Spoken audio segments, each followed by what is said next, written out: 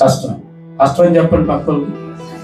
ఆ మాట చాలా కష్టంగా ఉంటుంది. అది కష్టం అనే మాట, నష్టం అనే మాట ఎంత కష్టం కదా. కానీ అంటున్నాడు ఏమని, ఇంతకాలం ఏదో అయిపోయింది, జరిగిపోయింది, కానీ ఇక నుంచి అయినా విశ్వాసముతో దేవుని తట్టు తిరుగు అన్నాడు. అదేండి, ఇక నుంచి అయినా విశ్వాసంతో దేవుని తట్టు తిరుగు, ఎడతెగక నీ దేవుని యందు నమ్మకం ఉంచు అన్నాడు.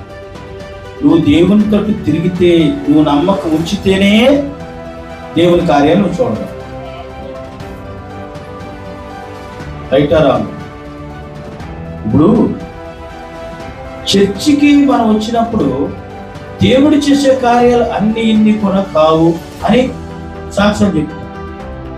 సాక్ష్యము చెప్పడం ఎంత ప్రాముఖ్యమో, ఆ సాక్ష్యానికి కట్టుబడి ఉండడం కూడా అంత ప్రాముఖ్యమని దేవుడు మాట. సాక్ష్యం చెప్పడము ఎంత ప్రాముఖ్యమో, సాక్ష్యానికి తగినట్టు కట్టుబడి ఉండడం కూడా అంత ప్రాముఖ్యం.